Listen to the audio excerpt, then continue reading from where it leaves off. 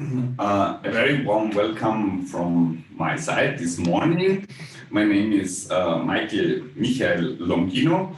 I have long brown hair, I'm wearing a gray cardigan, and I'm sitting in my office in Austria in front of a white table. Today I have the honor to moderate the panel on vocational educational training and lifelong learning. And I'm very happy that we have friends and colleagues, speakers from Malta, from Croatia, from Austria, to give us a good insight in good practices and also some key messages we want to develop together about this very important topic. Just want to start with some thoughts from my side about lifelong learning and BET. I think ESBD had done a great job in the year 2015 in writing the Salzburg Declaration about inclusive education. And on page 6, there is something very important highlighted. Article, oh, there's Luke. You want to say something? Yes, Michael, good morning. Maybe Rachel, you should explain again what the other workshop is about. We should give the people a bit of time, I think, to go from this platform to the other platform, to the other room, so that people find where they want to be. Sorry for interrupting you, Michael. And by the way, warm regards. You look wonderful after a year of Corona. Yeah. Rachel, can you explain again, please? Yeah, so on this channel, stay on this channel if you'd like to find out more about lifelong learning for persons with disabilities and VET. If you would like to join the panel that is looking at staff training for staff in social services, please can you leave this panel, go onto our www.esbdconferences.com platform, and you can find the link to panel 3B. That is the panel you're looking for, and that is on the training of social care and support staff. So to the conference website, and there you can click on 3B. Yeah, I will put the link in the chat now. Okay, very good, very good. Thank you, Rachel. And again, Michael, sorry for interrupting you. Sorry. Take care. I go to the other group. Yeah, I see now the participants in this channel are decreasing. I think that's... Sorry. Okay. Anyway, I'm very happy that so many participants are interested in the topic of lifelong learning.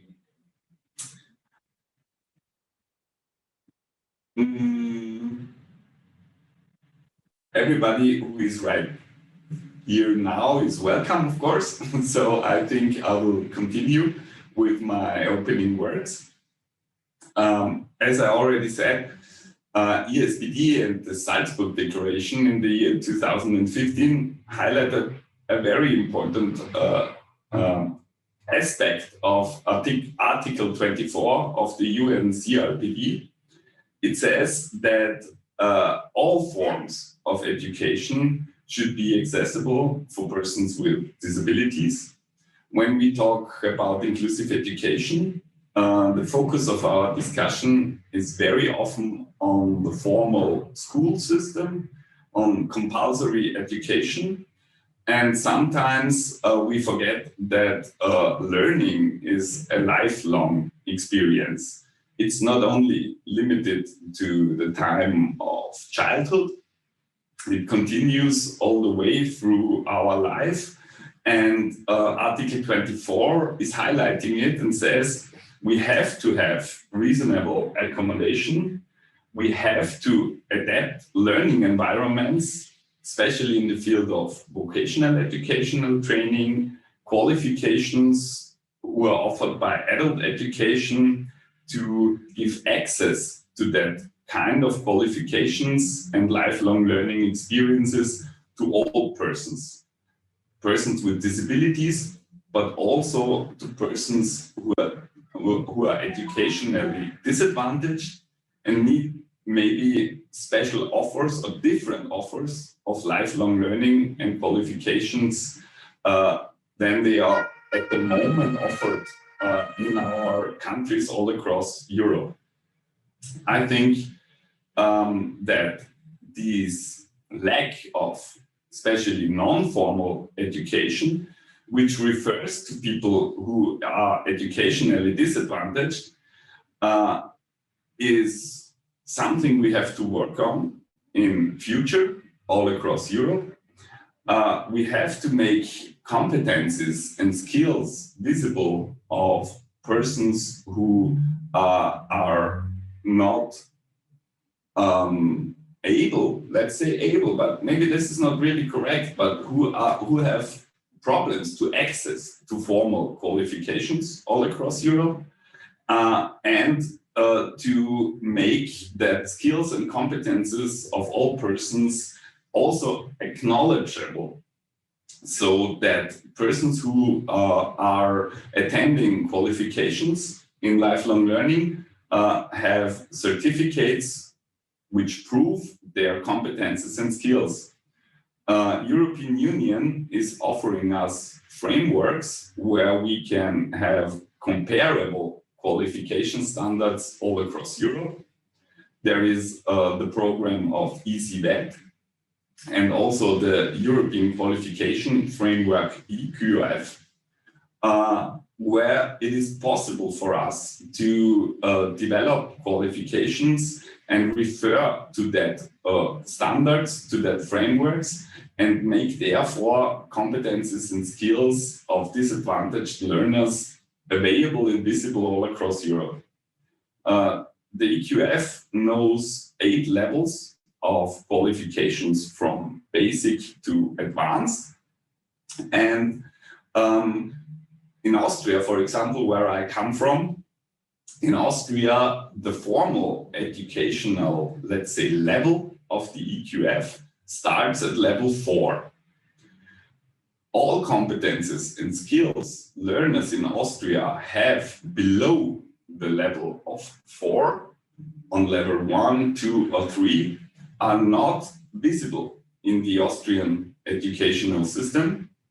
But I have the honor and I'm very happy that today we will also hear about the project developed in Austria, where we first developed qualifications who refer to the EQF level 1 and 2 in the framework, and therefore have the chance to make all that visible, all that competences and skills visible and also acknowledgeable by our educational system.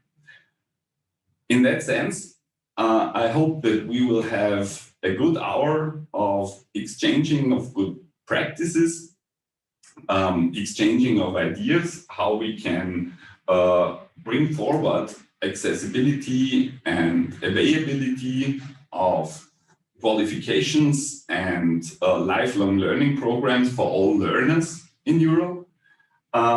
As I already said, I'm very happy to welcome today speakers from Malta, speakers from Croatia, and also from Austria.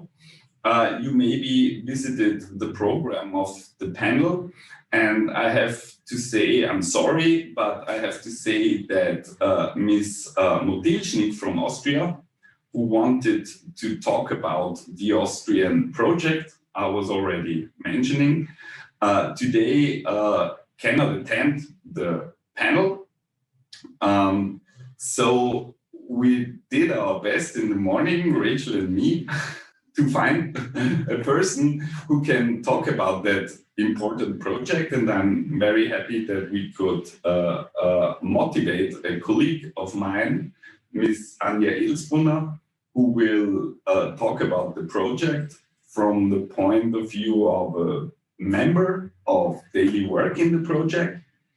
I'm also very happy that we have colleagues from Spiteri Foundation, from the project Head Start with us today, that we have colleagues from Euriho, an organization from Croatia, Jelena today with us, and also from Osvit, Mr. Philip Koslica. And so I want to start now with our speakers. And the floor is now going to Head Start and the first introduction to their practices developed in Malta. Thank you, Michael. I can kick in at this stage, I reckon. So I'm Esmeralda Mikalev Zarafa from Malta. I'm the CEO of the Linos Spiteri Foundation, which is LSF in short. And indeed, we are here to present what it is we do with regards to a workshop called Head Start. Should I be running too fast? Please go ahead and slow me down. At some point, we also have one of our old clients. Well, he's actually young, but he's been out of the program for around 4 years now. And he's one of the success stories and is currently employed in the private industry, gainfully employed, following the Head Start and obviously other initiatives altogether that have supported him in finding his gainful employment, which is extremely successful. And he will be speaking about his experience and sharing with obviously the panel and the rest of the participants in this panel. Michael, would you like me to give more introduction to Head Start at this stage from a workshop perspective? Esmeralda, how you feel like? We can start with the participant, or you can give us more background information, the framework. So very well, very well. So I will talk about the actual workshop first, so that we can all paint a picture of what it is we're doing in this workshop. It's structurally built like an academic and educational program. The content is designed to equip delegates with employment-related skills and competencies. And the context is, above all, multisensorial. Indeed, we use a variety of methods and modes, if you may, including background music to keep the moods up, and the interactive boards and flip charts and hands-on tasks and hands-on activities, so that it is not a run-of-the-mill educational program or workshop, but we want it also to be very pleasurable and very developmental. It runs over a span of 6 months, and in order to be recruited into the program, our clients would either have to have attended a sheltered employment training prior to coming to us, or they would have needed to pass the week trial that we deliver to them, so as to ensure that their performance and ability fit the requirement of the program for the concurrent 6 months. And that is, in a nutshell, the structure, the content, and the context of the workshop. In relation to what is actually done in the actual workshop, our learning outcomes are mostly based on work ethics. Therefore, we would like the participants to leave with the ability to have experienced and learned work ethics, which we believe is extremely important at the place of work, and competencies, which are broken down, if you may, into performance on the various tasks, and social competencies, which we firmly believe tends to be maybe more important at entry level into employment than maybe any other competencies. So it would be good to introduce the kind of client that comes to these programs, to these Head Start workshops. Most of them are young adults between 17 all the way up maybe to 55. However, the majority are young adults. They would want to work, but they haven't had any concrete experience at a place of work. And if they have, it would have been very, very short. So the idea of the Head Start is a launch pad into employment. It's like a fast track program where they learn a series of tasks, but in the main, they learn the work ethics of dedication to the program, because they sign up, they sign a contract, and if they are yet underage, it's the parent that signs them up. Dedication to a contract, which they indeed would have been wanting to enter. They learn the basics of discipline, the importance of keeping up with time and attending regularly. And should they not attend, they need to also excuse themselves. Cooperation with the rest of the team and with the quality coaches and the development coaches, which I will maybe explain if I have more time. Integrity, responsibility, professionality, because all of those things are inbred and are part and parcel of the tasks and the way we deliver the tasks for them to perform. From a competence perspective, we look at their actual performance and the performance rate, and we enumerate their performance. So they are asked to compare themselves to themselves, if that makes sense. So all the names would be on the interactive board every morning, and they start from 0 every day, and we count how many items they've done, for example, or how many letters they've covered, or how many boxes they've created. And they will be able then to compare themselves from Monday to Tuesday as to whether they have indeed increased their performance, whether they slacked, whether they could work harder or not. And it's a way to motivate them to compare themselves with their own performance in order to be the best version of yourself at the end of the day, which is what we want for all our employees. And so that's the performance angle. And for the performance angle, we've got quality coaches that watch over that area of competencies. Then we've got the developmental coaches that, whilst in the workshop, are mostly concerned with the social competency element of the candidates. They're mostly concerned about developing their teamwork abilities, their ability to communicate, their ability to deal with minor or sometimes even major conflict amongst candidates, which at the end of the day is the typical scenario you will be finding once you're at a place of work. We also develop their interaction capacity, their interaction with their supervisory job coach, but also with their candidates and their team fellow classmates, and emotional intelligence. Well, obviously a washed down version of what one might imagine in terms of emotional intelligence. However, the ability to be aware of your emotions, communicate your emotions, and also control your emotions. Indeed, because in society, you just need to keep them in check if you want to work with people and if you want people to work with you. So these are the pillars upon which we've built the Head Start workshop.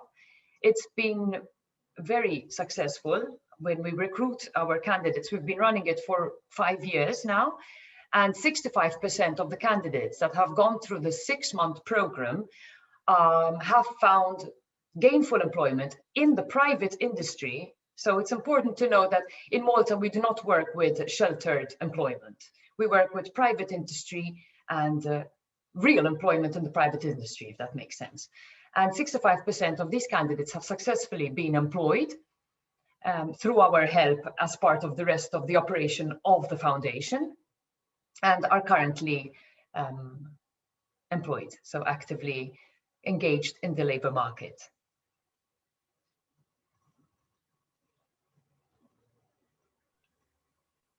So thank you, Esmeralda.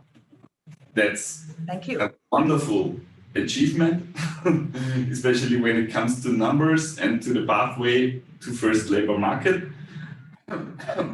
I think what I can highlight is the importance of soft skills in your training activity, that we have offers for persons who are in kind of sheltered workshop environments and get an offer, a qualification to find their way to first labor market, to real employment. And I think that's very inspiring. Thank you so much. I think there is also the chance now to listen to one of the participants of your program. And I give the floor to the Head Start team.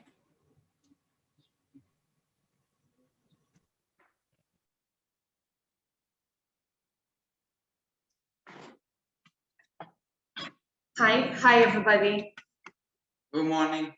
Hello, So I'm Katya, and I will be translating the questions for Katriel Bayada. Katriel has been one of our participants at Head Start, Actually, he was one of the very first participants at Head Start program. And Catriel will be describing his experience throughout the 6-month program that he has attended. So Catriel, maybe you would like to تشتاق تبدا تسمي لهم من انتي وكمان تكزين. Jina jisimni Katriel, għandi 27 sena, naqat ma s-slok. So he's Catriel Bayada, and he's 27 years old, lives in Marsa, one of our loveliest villages in Malta. And where do you work? Jien dal-aħħar naħdem ġo kumpanija jisimha Sidder Insurance, inni bas li naħdem. Tajjeb, okay. Bħala xogħol jien nagħmel scanning, archiving u data inputting. So he's been working at an insurance company, and he's part of my major roles is to do scanning, photocopying, and also data inputting. And I've been working with this insurance company for the past 4 years. And for the Head Start program, we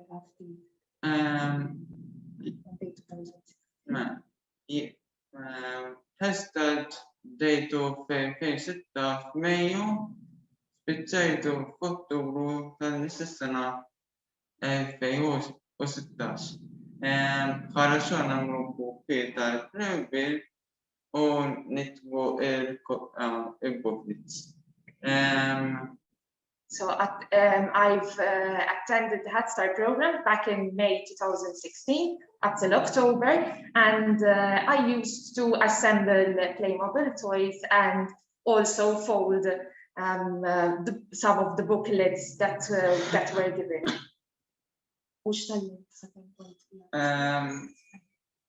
Bħala Head Start tallimt kif tmuru u tiġib tal-linja u tqassam il-ħin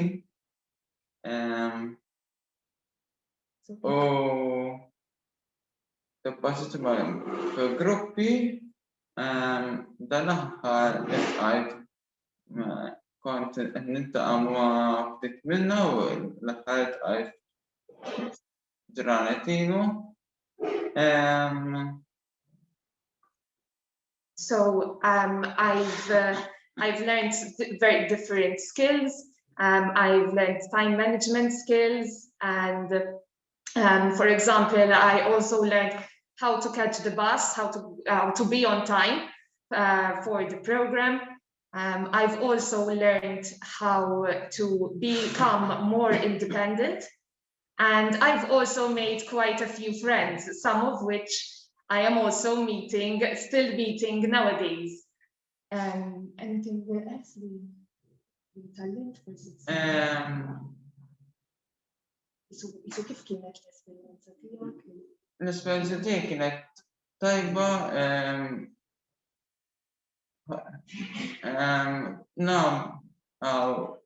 umma il-Head Start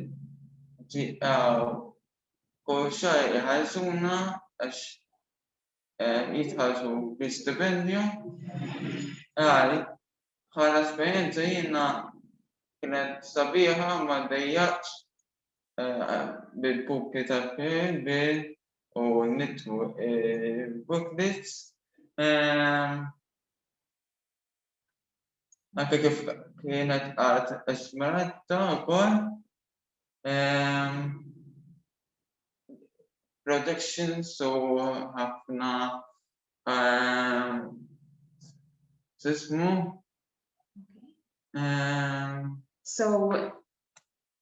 So basically, it was a very positive experience overall.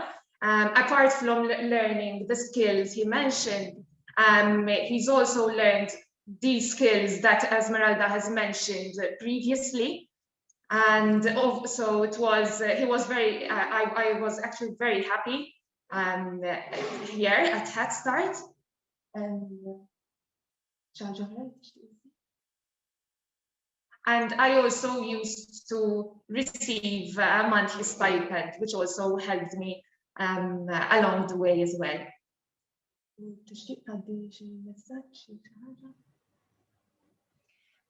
Michael, maybe if I'm allowed, I'd like to make a few concluding comments for those that might be interested in the operational or maybe the financial structure that we've adopted for the program.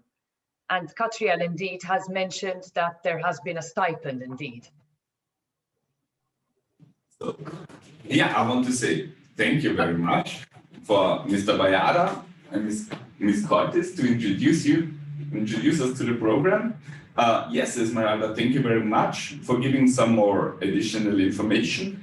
We also have a question from our participants, from Mr. Miguel. He was asking about support services on first labor market, and we had an answer from another colleague from the audience, but maybe you can also give some ideas of support services after finishing the qualification on the way to or in the first labor market. Just maybe one question to Mr. Bayada from my side, if that's okay. Katja, what do you think is the most important thing you have learned during the qualification, and what helped you most finding your successful way to first labor market? So, nistaqsik, x'inhi l-iktar ħaġa importanti li tallimt minn dan il-programm? Kif kellek issemmi xi ħaġa waħda? Tallimt kif li x-xogħol bħala prodott mhux antipatiku sewwa. Li tqassam il-ħin tiegħek tal-break u hekk bħala xogħol tallimthom ukoll. But titqis kif tikkomunika ma' ħadd ieħor, eżempju ma' ġobok mhux tgħid le ma rridx nagħmel dak, irid nagħmel xi ħaġa li jtuk tagħmel. Bħala break, l-ewwel break kien qasir, mbagħad it-tieni break kien naqatfar. Xogħol ieħor ħajsibuhom ukoll. Okay. So, din l-esperjenza għenitek? Jiena l-esperjenza għenitni bħalissa fuq ix-xogħol li qed naħdem fih ma' City Insurance, anke tanina kont isni drajta bl-amment, ħiliet varjaw xi kontant. Tqassam ix-xogħol kif li tgħidlek kif tgħidilna ta' fuqna nagħmlu li tgħidli ta' fuq nagħmel ix-xogħol. So I think one of the things I've learned most from this experience is time management skills. I've learned how that when you attend work, you have to arrive there on time, and also when taking a break, you know, there's also a time limit for break time as well. One of the most important things that I've learned is communicating, both with my colleagues and with my superiors. And I've also learned to respect the company's culture, and certain regulations that are in place within a company. And I've also learned to be flexible in my approach due to the different tasks given as well. So Thank you very much, Mr. Bayada, for your comments. I think it is quite covering the same what Esmeralda also highlighted is very important in the qualification. Due to time restrictions, Esmeralda, I want to ask you for short final concluding words, and then we can move on. Thank you very much. Thank you, Michael, and thank you, Katrien. What I wanted to just add on for those that maybe are in the process of creating workshops or anything that is similar, we wanted to make sure, or rather I wanted to make sure that the program was self-sustaining. Therefore, there are a number of private entities that have entered into commercial agreements with us, and we sell them back their items that we would have worked on. And with that cash, we then distribute stipends to the candidates, so that we give them, we further motivate them that it's a quasi job. They're not just learning, but they start getting in tune with what it means to be working and gainfully employed. And I also wanted to add that we also give them autonomy training in the sense of transportation training, so that we strengthen their confidence in catching a bus, utilizing public transport, and depending less on their parents or their loved ones to be brought from point A to point B, which makes a huge difference when it comes to being employed. That's it, Michael, from my end. Sorry for taking too much time, and thank you all for your attention. No, don't worry. Thank you, Esmeralda. Very important add-on. Okay, I want now give the floor to Anja Edelsbrunner. Anja, you joined in right now. You jump in the session very spontaneously. Thank you very much for the spontaneous action today, and I'm very happy to listen to some insights in the project in Austria you are also responsible for. Well, first of all, hello to everyone. I'm glad to be part of it. Yeah, my name is Anja Edelsbrunner, and I'm a project worker in the ComCom2 project.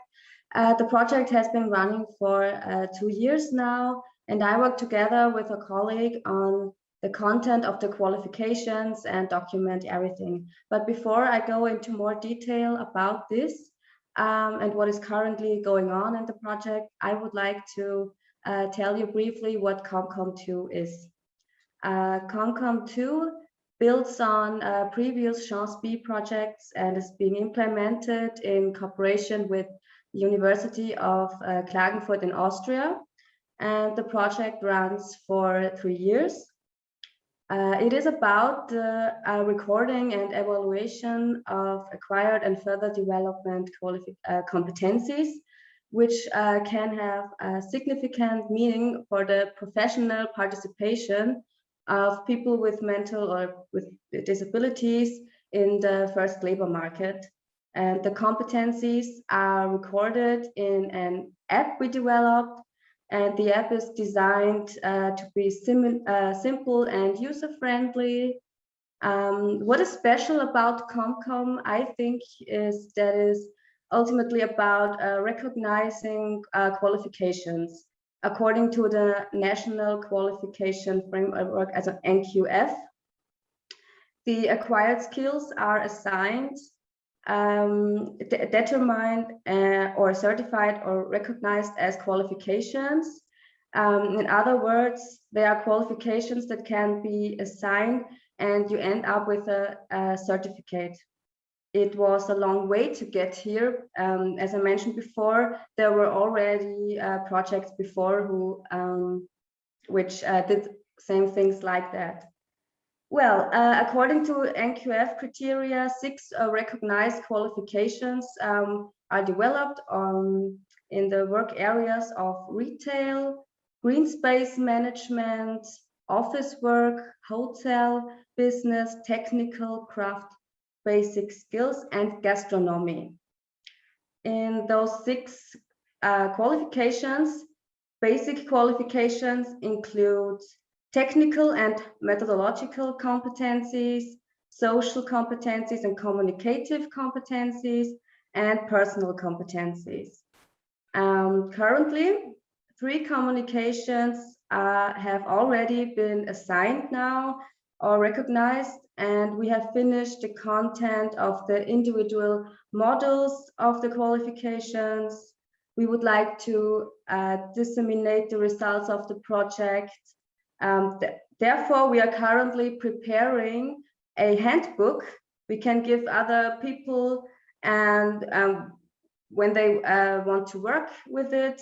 And well, in this handbook will be the process, how we did it, the path towards recognition, how to use the app and the database behind it, and what is the structure of the qualifications with the modules and the app. When is the app?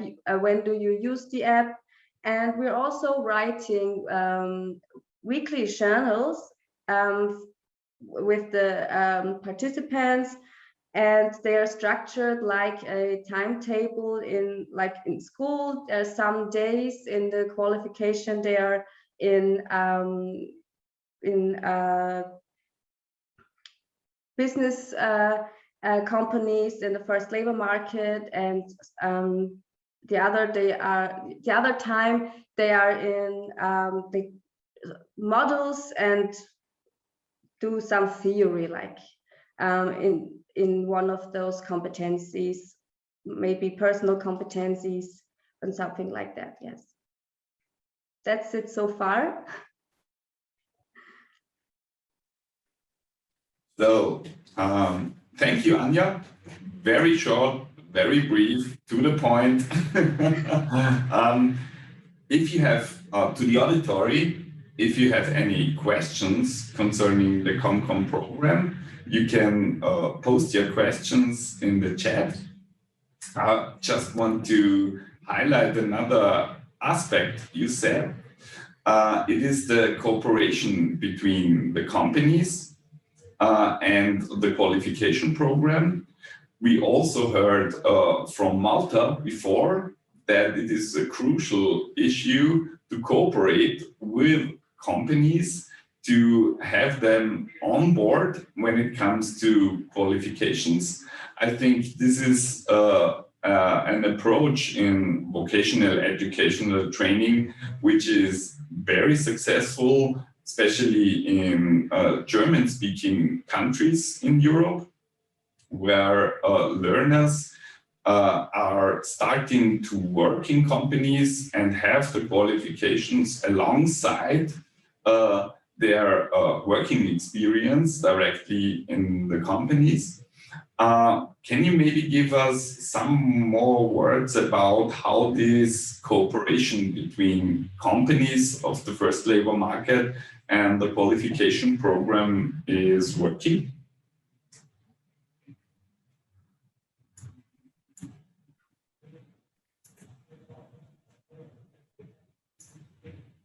Anja? Oh, I'm sorry. Not to worry. Yeah.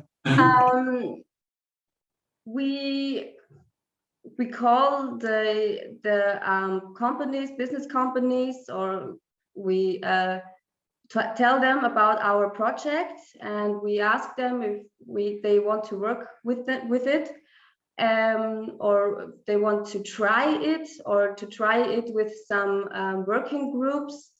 And there are then cooperating Vereinbarungen, cooperating.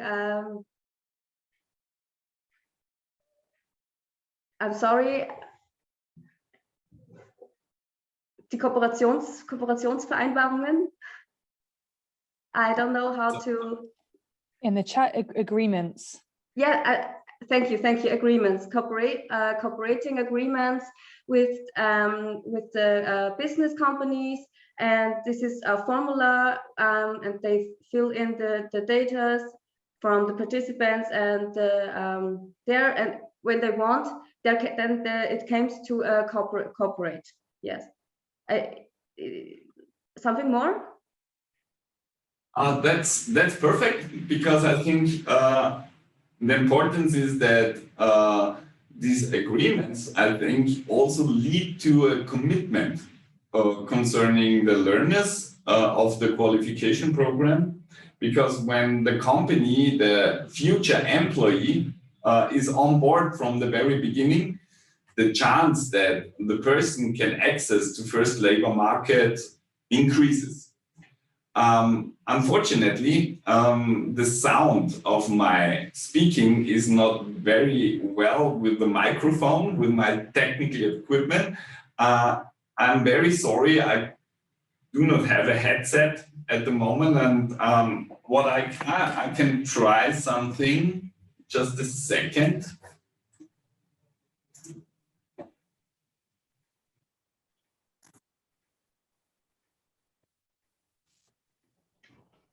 So I changed now the microphone. Is it better right now?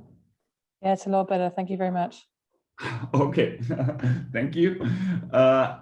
So, yeah, I think that the cooperation between companies and qualification programs is crucial. And having contracts, having contractual agreements for the participants helps them to find a way to the first labor market.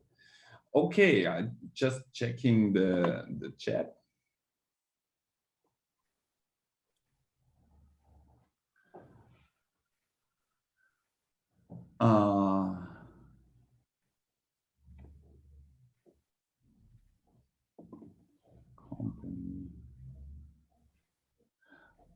Miguel was stating a question. I'm not quite sure if I got it right. Is it about having a mentor in the company for the participant? Exactly. Yeah. Exactly. Yeah. Thank you, Mikael. For us, it is crucial sometimes to have a person inside the company that is specifically trained to receive that trainee or that person with a disability, that it closes the gap between the company and the trainee. And for us, it is a key successful measure that we use constantly. I was thinking with Anya, if you feel the same. Mm-hmm. Yeah, they will have a mentor in the companies, and they're getting help in this process when if they really find a job or have the chance in a first labor market company. They will have a mentor, and the mentor will also help in the practical work, but also in the models in the theory. Yes. Thank you, Anya. So I think, yes, to get companies into involvement and also to qualify them to deal with reasonable accommodation is very important. Okay, thank you, Anya, very much. Now I want to give the floor to Jelena from Euriho, and give us some impressions about what is going on in Croatia. Okay, thank you. Hello to everyone. My name is Jelena Opacek. I'm sitting in my kitchen now. I have brown eyes and long brown hair, and the white wall is behind me. I hope you hear me okay. Okay. In life, I'm sorry. I'm a psychologist in Uriho. Uriho is the largest protective workshop in Croatia. We employ about 500 people, of which 50% are people with disabilities. In addition to provide support employees, I also work on projects and raising the quality of life of people with disabilities. We implemented such a European project from March 2019 to October 2020. The name of the project was Model of Activation of Long-Term Unemployed Persons with Disabilities through development and implementation of the adapted training and work training programs. The project involved 59 participants, all people with disabilities. The initial goal was to include people with intellectual disabilities, but we subsequently expanded the group of all people with disabilities. Our partner was the Hrvatski Zavod za zapošljavanje, an institution to which an employed person registered, and they have insight into the number of unemployed persons. We held the training program in small groups of 5 participants.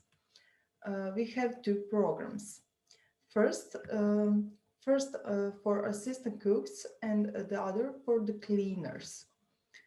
The aim of the program was to train long-term unemployed person with disabilities to be more competitive on the labor market. The program included the program included communication skills workshops through which we learn quality communication techniques, business etiquette, work on emotions and benefit that disability can have in the business world.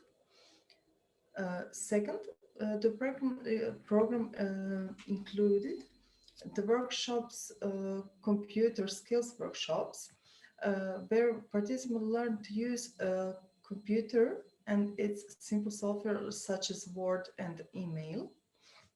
But the center of the project was work training. Assistant chefs with their mentor prepared meals for 40 people. The cleaners learned to use different kinds of work and cleaned all around the Uriho. For the needs of the project, Uriho equipment, the training center, and the participants had a completely individualized approach. At the end of each group, an expert team that monitored participants wrote a final opinions for each participant. It describes the person's progress and degree of acquisition of various skills. In addition, an assessment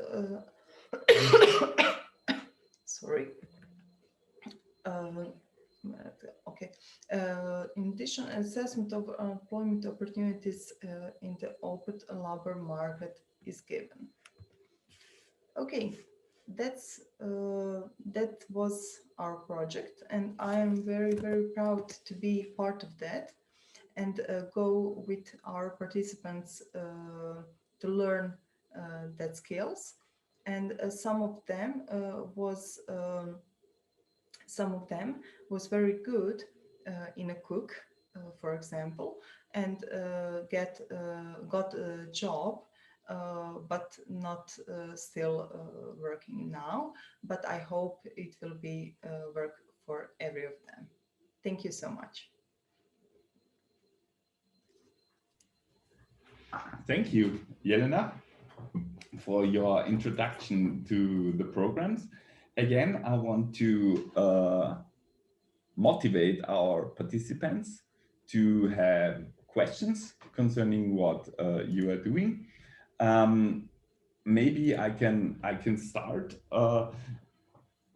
because you also said something interesting about the one person who found a job on the first labor market, and as you said, he dropped out again. Yeah.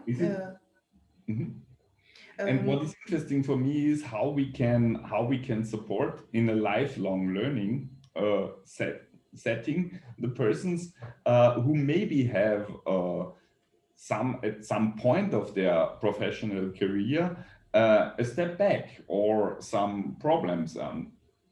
What was your experience with that special case? We help our participants to go to the labor market and call the other company to ask if they have give the chance to our participants. And one participant's cleaner was had the job and clean some of the institution in Croatia. It was very good, but because of that, his disability, he can do everything they want, and it's given go away. But I hope it will be a chance for him and every participant. We must to send information about our project, and we do that to another institution, and I hope it will be okay in the future. Okay, so once again, I think the importance of getting into contact with companies of first labor market, informing them about what is going on and support them in a way is very important. I think there's also the EQF and the National Qualification Framework, or also some approaches from the EasyVet approach can help us with that task, because what we are doing in Austria is we describe the competencies of the persons in a very easy language. So if our participants are now going to job assessments or career talks to the companies, they can show their certificate with the competencies, so that the future employer can have a good picture of what the person is able to perform, and also what the person is maybe not able to perform. Because if you are an employer, you want to have a good idea of what comes along with the employment of the person. So we do just that. We do exactly that in our final opinions. Then we write, my colleague and I, who were with our participants, we just write what he or she can do, what he or she know, and things that they cannot do. It's in very, very simple words and sentence, and give that to institution Hrvatski Zavod za zapošljavanje. I say that it's institution person and many others companies where the person can got the job. Sorry. Okay, so there's also a link to supported employment services between the qualification provider, a supported employment service, and then the way to the first labor market. Yeah. Okay, so Jelena, thank you very much. Thank you. There is another question in the chat.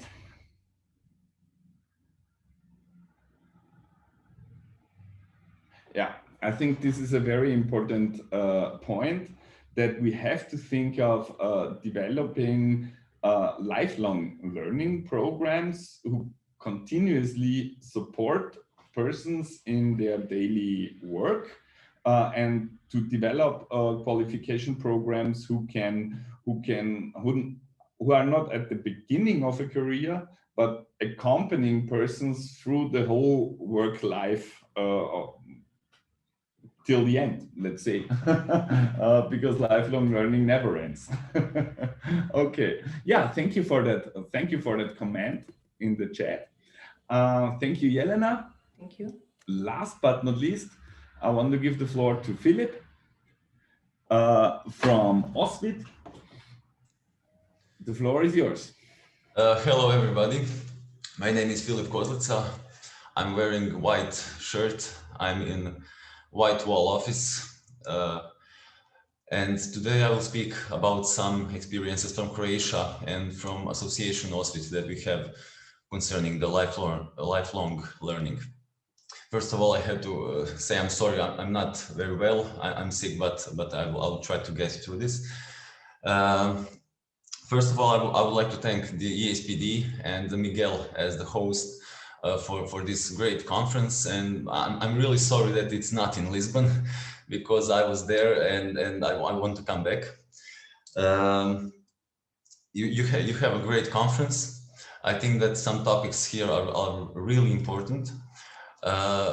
Association OSVIT is mainly focused on employment of persons with disabilities, not so on education, but we found out that there can't be one without the other. We believe that quality employment is dependent on quality education. So we are putting more focus on education in our coming years. We have organized about 16 international conferences that were mostly focused on vocational education and employment of persons with disabilities. But our next conference, maybe at the end of this year or at the beginning of the next, will be on inclusive education. And I hope that some of the speakers on this conference will be welcomed at our conference. First of all, I would like to say that Jelena talked about one project of URIHO, but they have a great deal more projects. I would like to just tell you about one that is currently on the way. It's called Inclusive Education, ensuring participation of persons with disabilities in non-formal adult education.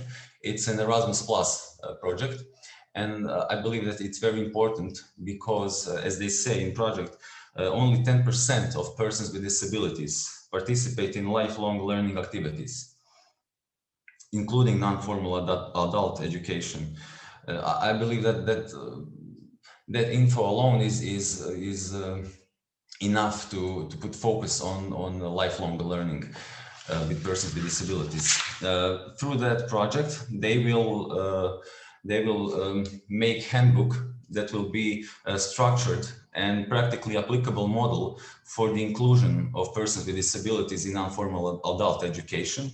And they will enable experts or organizations without experience and expertise in the field of disability to create accessible educational programs and inclusive educational environment. Maybe on some other occasion, we will make a review of that project when it is over. OSVIT has experience in Croatia that there is a lack of accessible educational institutions.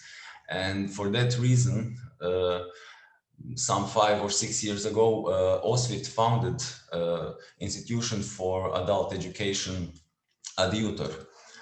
Because we wanted, with our partners, to have experts as lecturers to educate expert workers in centers for vocational rehabilitation and in sheltered workshops and also integrative workshops.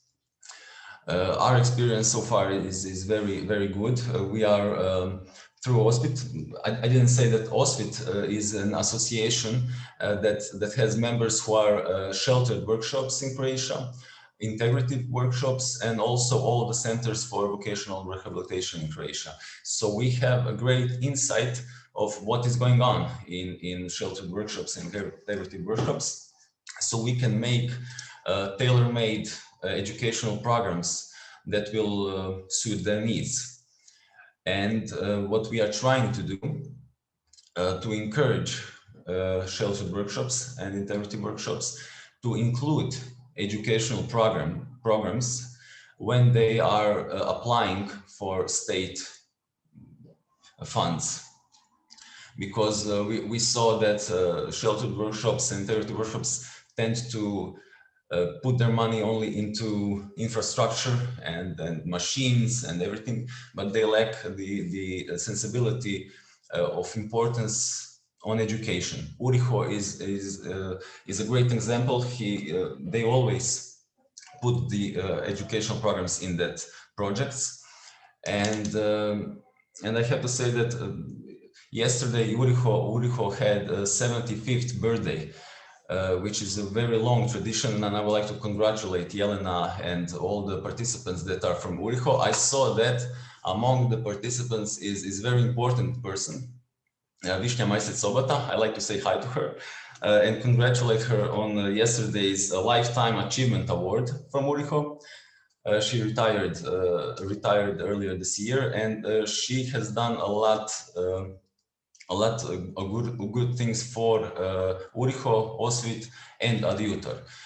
She is, for example, our one of the main lecturers through Adjutor, simply because of her 40 years experience in this field of employment of persons with disability, as well as vocational education and rehabilitation. Through Adjutor, we have expert educational programs, like a program for work instructors in sheltered workshops, but also we try to follow up on current law and economics topics and make inclusive educations in that area. For example, Uriho has a newest portal that employs persons with disabilities. So this year we wrote a program for them on media law and intellectual property law, which they never had since they were founded. And I think that if you are a news portal, it is crucial to have all the information, and from the lecturers that have experience in dealing with persons with disabilities. When we talk about lifelong learning of persons with disabilities and VET, I think that it's not only important for persons with disabilities, but also for the persons that teach persons with disabilities. And we hope through Adjutor to teach a lot of expert lecturers how to communicate, how to teach persons with disabilities on the greater goal to inclusive education in lifelong learning. I will stop there to leave some room for questions. I mean, we have a lot of projects and good examples, and I'm just starting, but maybe to leave a minute for questions. Thank you. Thank you, Philip. I think two more very important aspects what you have highlighted. One for me is that it is very, very important to bring education to special settings like sheltered workshops, to have workforce development and with our staff, especially for services for persons with disabilities, to highlight the importance of education. Thank you very much for bringing that into the discussion. But I also think what you have said and what is very important with one of your projects is to get the way to our friends in adult education, in vocational educational training, and make them sensitive for working with persons with disabilities, to motivate them to open their educational programs for all persons, to make them accessible, to find the right reasonable accommodation, that more persons with disabilities can attend the regular qualification programs already existing in the countries in Europe. Thank you very much for that. Once again, my question, if there is some questions maybe to post in the chat concerning what Philip says. one, again, Miguel. One question from Miguel, when you maybe have the Croatian perspective, is whether you think if when we have quotas for employing persons with disabilities for companies on the first labor market, do you think this helps to increase the employment rate of persons with disabilities? Or do you think this only leads to fake jobs on the first labor market who are not really what we think of first labor market integration? What do you think, Philip? Sorry, I wasn't aware that the question was directed to me. I think, I mean, our experience in Croatia is positive so far. Not everything is ideal. We have some bad examples that use persons with disabilities and their employment for their own goals that are primarily profit goals.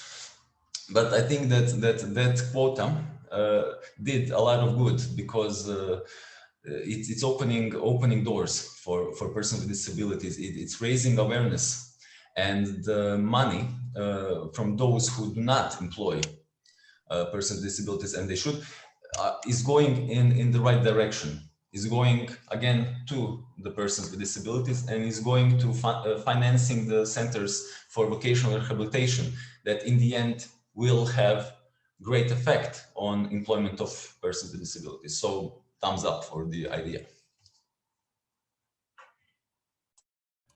Thank you, Philippe, for the answer. So we are coming to the end of the panel. I just want to say thank you to all the speakers who participated in the panel and shared a lot of good experiences and thoughts with us. I just want to say at the end that I think what is very, very important, education and employment is closely linked together.